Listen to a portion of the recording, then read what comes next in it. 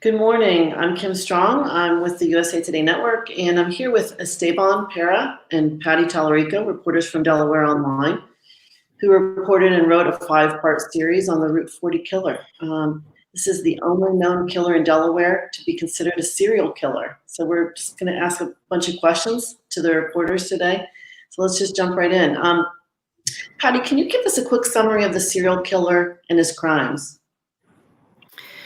Yeah, so this started in November 29th, 1987, and it started with a woman named Shirley Ellis who lived off of Route 40 in Bear, a neighborhood that was known as Brookmont Farms.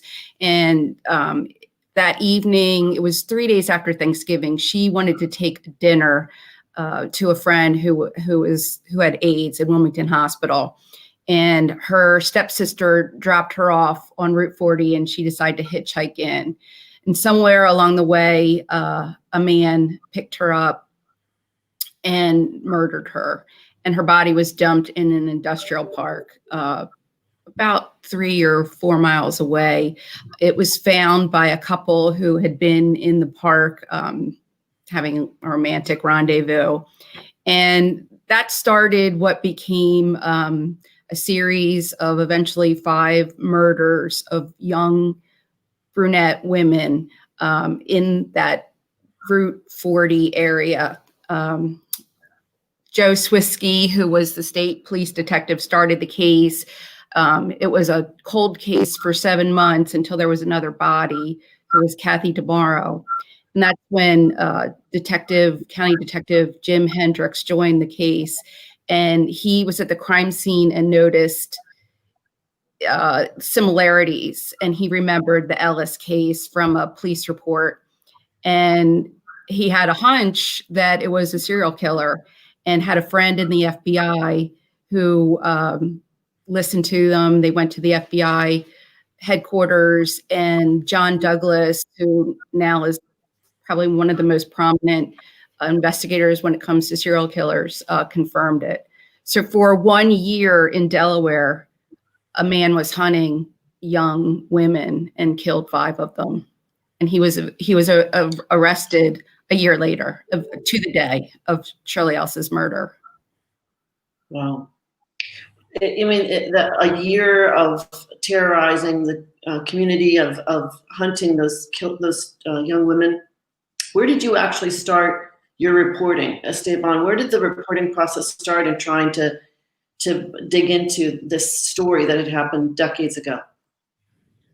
Well, we started going through archives to get more of what was going on. And then eventually we, through the archives, we were able to identify people who had worked the case with prosecutors, attorneys, and just started reaching out to them. We got lucky, and some of these folks wanted to talk to us, still want to talk to us about it. As you started, what surprised you as you started digging into the reporting? I think for me, we've done several of these cases now where you look back on notorious crimes in Delaware. And I have to say, I was a little reluctant at first with this case, because I thought everything had been written about Stephen Pinnell, and I didn't think we'd find anything new. But that actually wasn't the case. And as we dug into it, I had always assumed that he had picked up every one of his victims in his blue van. And we found out that he didn't have his van until the second victim. He actually bought it with the thought of using it as a way to pick up women and conceal his crimes.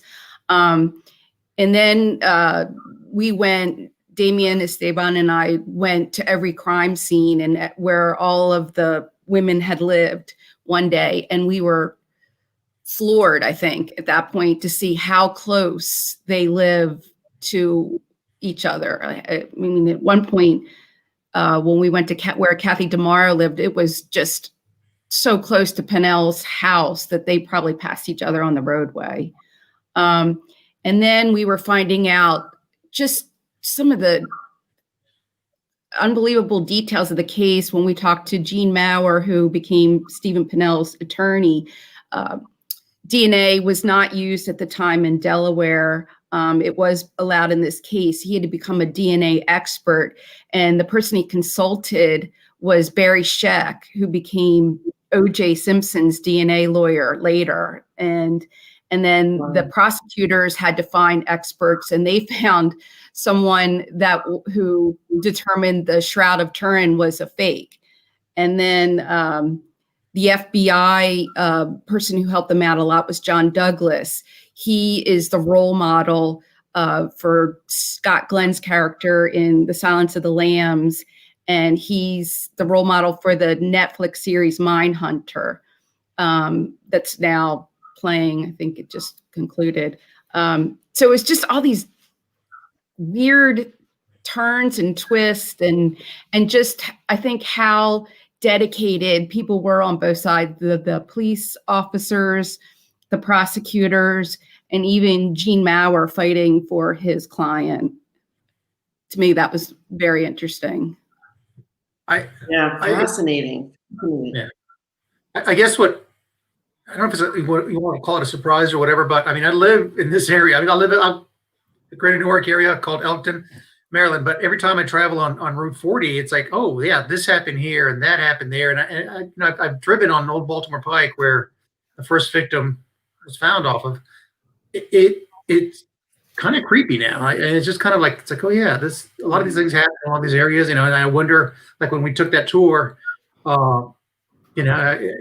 later on that day, I was just wondering, geez, how many times have I been on this road, same road that this guy was on, and what was he doing? And yeah, I think that's where we really understood that Stephen Pennell was hunting his neighbors. Right. And I think Damien even said something. Damien, who did all the video and the photographs, said it reminded him of a line from Silence of the Lambs, where you covet what you see every day. And it really brought it home to me for that. And Kathy Jennings, when we interviewed her, who was the prosecutor, talking about the women and being in the van and how horrible that was. And they knew that there's only one way this is going to end, and it's with your murder. And I think that really stayed with me, talking to her about that. Haunting. What Esteban, the Pennell, the killer, wanted to be a cop at one point in his life, and really looked into that. Is that unusual? Do you think that's weird, or I mean, does that happen among killers at times? A fascination with the law. Yeah, you're going to stump me on this one here. I mean, I've heard of it before, but I can't think of anyone right now who kind of looked into it. I think the FBI did say that is sometimes sometimes, but I mean, how often? Yeah. I mean, it's what the serial killing in America is overall is 1% of all of the homicides. Sure. So this is very, very rare that this happened. That it ever happened. So in this case, there were two detectives. You mentioned them briefly. Esteban, can you talk at all about the two key detectives in this case? And one of them kept a mountain of files, didn't he? Yes, actually, so what happens in Delaware after someone, a suspect dies or is executed, that's when they die. The courts throw away all the evidence, or when a case is closed, eventually they throw out everything. So they called Joe and they said, hey, you want to come pick up all the stuff? And he did. He took it. He told us he took his pickup truck, picked up as much of the evidence as possible, and he's got it in his home. Jim Hendrick. Yeah. Jim Hendrick. Wow. Yeah. And initially it started with these two detectives, but there were more, and these guys were working at full time while working their jobs. But eventually when the task force was created, they brought in more detectives and more police officers to assist them. But yeah, these are dedicated people. To this day, they are still, I mean, especially Jim. I mean, Jim is, the last time I talked to him, he said, yeah, it's like, I just want closure. And by that, he wants to find out, he wants to know where the last body what's her name? Kathleen Meyer. Meyer. He still wonders where whatever happened here. He says, for that family, for himself, wants to know what happened. I mean, he went to the execution hoping that Pinnell would say something, identify, where he left this body. Yeah. Wow. And they were willing to talk with you. They were willing to talk with you. Who wasn't willing to talk with you that you wish you could have talked to? Well, there was the Renee, who the officer who went undercover. She declined to speak to us. She's got a lot of things going on, and she's done with it. She wants to get move on forward with it. Who else would you say Patty didn't want? I mean, pretty much anyone that we reached out to, other than family members. I know Pinnell's former wife didn't want to talk to us. Yeah, I think everybody. I mean, we would have loved to have talked to Renee. Renee was the undercover rookie officer who basically was the bait to lure Stephen Pinnell, and that was another part of the story as we were reporting that I know it was reported at the time, but I guess I really had no idea the danger that she faced. I mean, she stood out on Route 40, played the part of a sex worker. Stephen Pinnell circled her in the van 7 times before he stopped. And she knew the FBI's profile. It would be a electrician, or possibly electrician, or someone in the construction trade, possibly someone 25 to 35 years old, white male. And she started talking to him as, a sex worker, as this man was looking to pick up someone. And he started telling her, like, he gave her a fake name, but he said he was an electrician. And then he turned on the light of the van, and there's the blue carpets, which blue carpet fibers had covered Kathy DeMaro's body. She knew that. She thought in her head to somehow reach in the van and stroke the carpeting and grabbed it as evidence, which later they thought was not going to be allowed in court, but it was. I mean, we heard they recorded the conversation because she was wearing a concealed microphone, and we could hear it. It was very distorted because there was a lot of traffic along the highway. But, and unfortunately we didn't use it in the series because it's very garbled, but you could hear, they had a transcript and you could hear Pinnell say, "Get in." And Renee Lana was always told, never, whatever you do, don't get into the van. And she didn't, but she gathered all this evidence, and she walked away, and she was scared. And she said that in previous interviews in court. And that really, but she was a crucial part of the investigation. Yeah, totally. I mean, she really put it together as a rookie officer. I mean, I was really surprised how much how much foresight she had to grab at these fibers and collect them and put them away. I don't know. It was amazing to me. Especially not having I think she had less than about a year on the force. She was 23, I think, only on the force 5 months, maybe. Yeah. I think she graduated from the force, I think, right around the time Shirley Ellis was murdered, I believe. Yeah. So, yeah. What did she go on to do? What happened to her after the fact? Did she rise up through the ranks? She did. She did. She retired from the police department, and I believe she ran for an office. And she, I know she did have some stress issues after she had to be hospitalized. She had recurring nightmares that Stephen Pinnell was going to escape and get her. She went to his execution, and I think she, like the other police officers, wanted to see it to the end, is what they all told us. Wow. One of And the Kathy people who Jennings didn't did not go. Yeah, I was going to ask you, the prosecutor didn't go. Talk about that a little bit. Do you want to talk about that, Esteban? Yeah, right. I didn't catch the question. Kathy Jennings didn't Sorry, go. the prosecutor. Yeah, well, one of the I think Pete Letang went. He's since passed away. But Kathy did not go. She it was touching. She talked to us about Pinnell had asked the Judge Gebline, to order her to go to the execution, and he didn't order her to do it, but told her, and she decided not to go.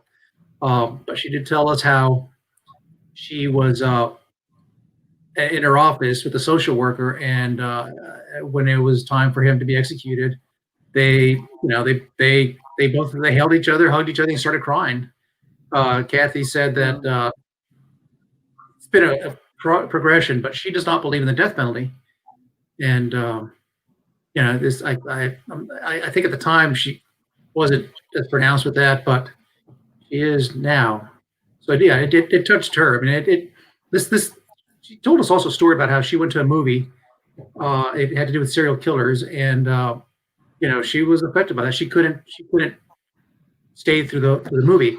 She had to leave, and she says she considers herself a tough cookie, but that's how much this case impacted her. Wow. I think that's one thing we found, that with every person involved with this case, the one thing that kind of struck me in every interview we did with the investigators and the attorneys was the first thing, or one of the first things they said to us without any prompting, was RV 2059. And that was Stephen Pinnell's license plate number. And it was weird. They all said that. Like we would look at each other every time they would say it during an interview, because that's what everyone remembered was this blue van that unfortunately became, a major part of the story. It's where he picked up victims and murdered them. Wow. You both knew the reporter who originally covered much of this story. Can you talk about him at all? Yeah. Long ago. I feel like Ted Cadell was our guiding force through this. Ted, I believe, started covering the case maybe after the arrest of Pinnell. He covered the courts at the time, and just was an unbelievable, thorough, talented writer. Just his stories, he just covered every base, and he was a real reporter's reporter, and he had the all the attorneys and the police mentioned him about, they trusted him, and he got the story right. And I never talked to Ted about Pinnell. I'm not sure why. I knew him very well, but I think he was the type of reporter that once he was finished with a story, he was finished and he was ready to move on. And once he wrote he went to Pinnell's execution. This was the first execution in Delaware in 46 years. And he wrote a very moving story about it. And then he was done. I don't think he even wrote about it again after that. And do you remember, Esteban? Well, maybe some mentions here and there, but yeah, nothing exclusive about that I can remember. You wrote about him, but yeah, Ted was a fantastic guy. I mean, I met him when I was starting out here at the paper, and he's a good teacher. I mean, he didn't have to, but he helped out, and he sat down sometimes and talked to me about things. And he was a really funny guy. I mean, he had this really witty, dry sense of humor. It's just I enjoyed being around him and seeing him. One of the times I got to work, the first time I guess I really got to work with him was part of an execution team, if you want to call us that, I guess. This is back when we had plenty of people, and we would go to cover executions, and he would usually witness. Wow. And My first one, I was outside the prison talking to people who were there to either in favor of the execution or against it, and you know, he kind of just talked to me, you know, explained to me what I had to do with this kind of that. And that's my first ever dead late night deadline. He just calmed me down, and you know, anyhow, he's just a really good guy, and I met him. Awesome. Awesome. Well, I don't want to forget another reporter who's been crucial to this kind of current storytelling process. You mentioned him briefly, Damien. Can you talk about what Damien's contribution has been to all the work that you all have done? He's done all the video and the photography for it. Damien usually does a lot of the video and, you know, does daily stuff. But we brought him along thinking that he was just going to do a quick video of one of the officers, and he really liked it, and he asked if he could get on the project, and I'm glad we did. I mean, he had some ideas. He talked to some folks who this is for the videos. Talked to some folks who do videos, and you know, he did a lot. I mean, actually, when we were interviewing some of the people, he had questions that I didn't think to ask. Yeah, Damien was really like the third reporter on our story. I mean, he just jumped right in. And I think at least one time, Esteban and I forgot, you know, we've done this for a while. We've both been police reporters. We're kind of used to maybe some of the grisly side of things and forgot that Damien maybe was. Right. So we had one moment where Damien had to leave the room on something. I don't think he'll mind me saying that. If he is, well, too bad. He should have been here. But anyhow. Yeah. But and Oh, and wow.